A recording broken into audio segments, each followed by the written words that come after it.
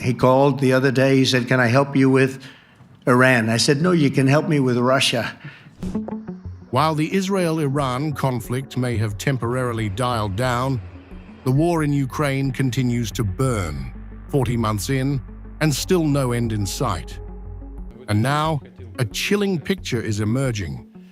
Putin isn't just in it for Ukraine, and he's not in a rush to stop.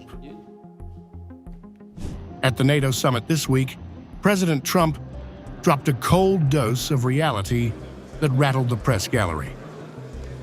And in addition to that, you mentioned General Kane, your chief of staff, the chairman of the Joint Chiefs of Staff. General Kane. Yes, he has said that Mr. Putin has territorial ambitions beyond Ukraine. Do you view that in the same way? Possible. I mean, it's possible. But it doesn't stop there. Fresh NATO intelligence suggests Russia can keep this war going till at least 2027. Despite economic strain and budget bleeding, the Kremlin has enough fuel, funds and firepower to drag the conflict on for years, possibly with even more territory in its sights.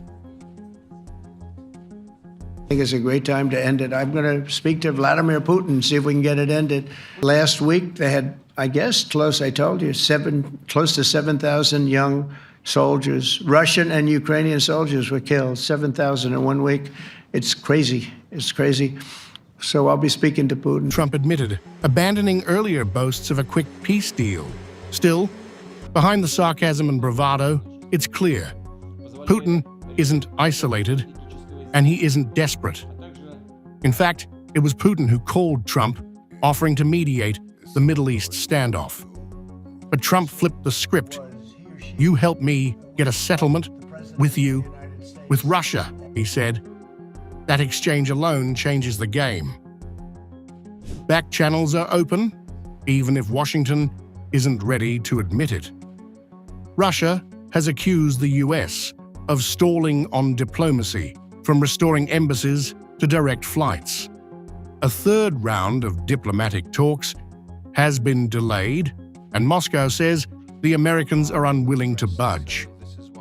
I can only assume that the American side, despite certain surface-level progress, is still unwilling to truly resolve the difficulties it created around the functioning of our diplomatic missions.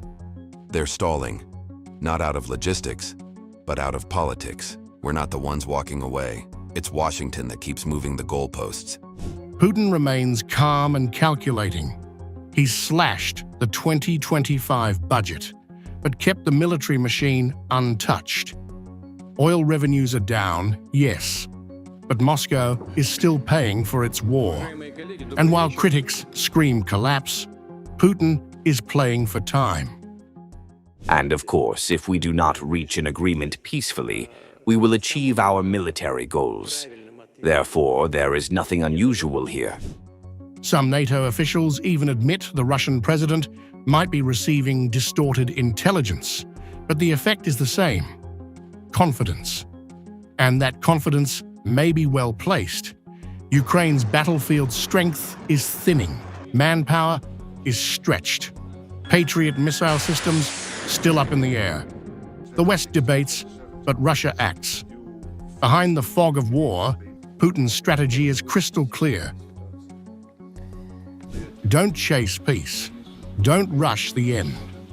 Outlast the West, wear down its will, and dictate the terms when the time is right, or not at all. Trump, who once promised to end the war in 24 hours, now seems to realize Putin isn't waiting for permission. Once said that you would end the Ukraine war in 24 hours. You later said that sarcastically. Well, of course it was sarcastic. But you've now been in office for 5 months and 5 days. Why have you not been able to end the Ukraine war? Because it's more difficult than people would have any idea. Vladimir Putin has been more difficult. Frankly, I had some problems with Zelensky. You may have read about him.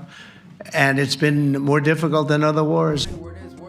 And if Trump's tone is any signal, those terms may already be in motion behind closed doors, because this isn't the end.